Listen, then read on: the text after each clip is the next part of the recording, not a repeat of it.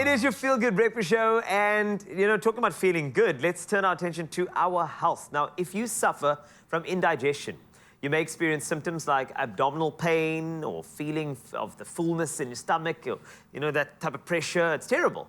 Now, gastroenterologist Edouard Dietlefs is here to chat more about this, because although indigestion is common, each person may experience it in a slightly different way. Edouard, an honor to have you on our couch. Thank you, Cole. Much appreciated. A good time for it, eh? Because we're about to go into a festive season where we make all the great decisions when it comes to eating, don't we? I'm hoping not to be the guy to tell you not to eat the Christmas pudding. Maybe not all of it, but okay. We'll get there. Oh, okay. Well, let's start off with something simple. When it comes to indigestion as a concept, what actually causes it? So, Cole, indigestion is a symptom complex, so it's not one disease. There's a whole spectrum of serious illnesses, for instance, diseases of the stomach, stomach ulcers, stomach cancer, other organs, gallstones, pancreas diseases. But fortunately, mostly it's caused by minor irritation, and you also get something called functional dyspepsia, which is actually a sensitivity of the stomach, where there's nothing physically wrong, and there are lots of things that can contribute to that. So how would you identify indigestion? What type of symptoms are you looking for? I know I mentioned the fullness and abdominal pain. Are there any others? So people mean different things by indigestion. So it's very important to actually tease out what they mean. But what we understand by indigestion, and the medical term is dyspepsia, or in plain English, upset stomach, is this gnawing, discomfort, burning, pain in the upper abdomen, so somewhere between the breastbone and the belly button. And very often associated with that is this feeling of fullness. You can't finish your meal. You feel bloated, full afterwards, with some nausea, rarely vomiting, maybe some burping, irritation. And those are the typical symptoms.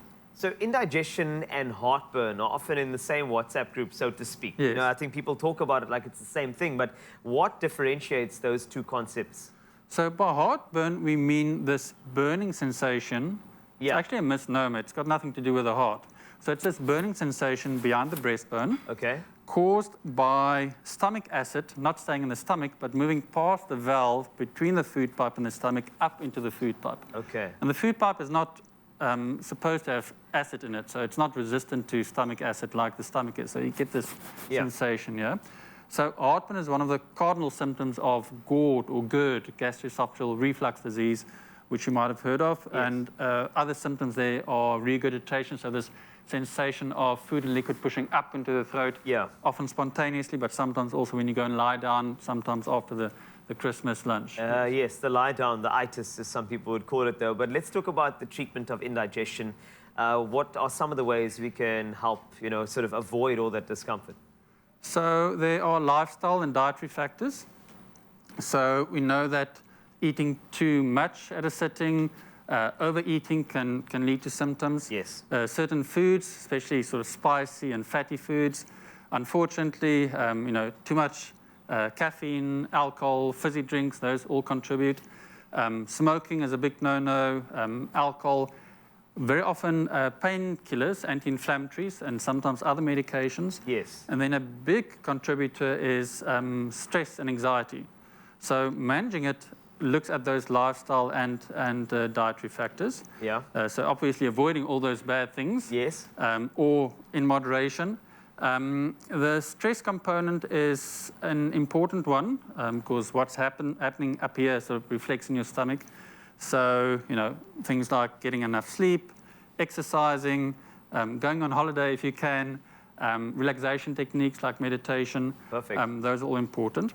And then, one can look at medication if the lifestyle and the conservative measures don't work. So very often one tries an over-the-counter antacid medication, which often is enough. There's a role to play for herbal medications, home remedies, for instance, something like peppermint oil. There's lots of evidence that works very well. My grandmother used to give that to me. Your grandmother is often right in these situations. And then if all else fails, there are prescription medications. One of the big groups of medications are the PPIs, or proton pump inhibitors, that basically switches off the acid production in the stomach. Wow. A lot of information, but great information at that. I also like your list of things to avoid because you basically described the entire festive season list. But it's okay. I think what you mentioned was moderation, which I do appreciate. Yes, I think listen to your grandmother. Everything in moderation. We have to. But Edwin, thanks a lot for the inspiration and information. I think it's going to be a great festive season. I know that everybody kind of gets into a bit of a slump because of this overindulgence, but maybe the word moderation this festive season, that I feel like that could be the real tonic when it comes to looking after ourselves. So thanks a lot for the information. Thank you. My pleasure. Thank you. Edwin Dietlefs, gastroenterologist, knows a lot about the festive.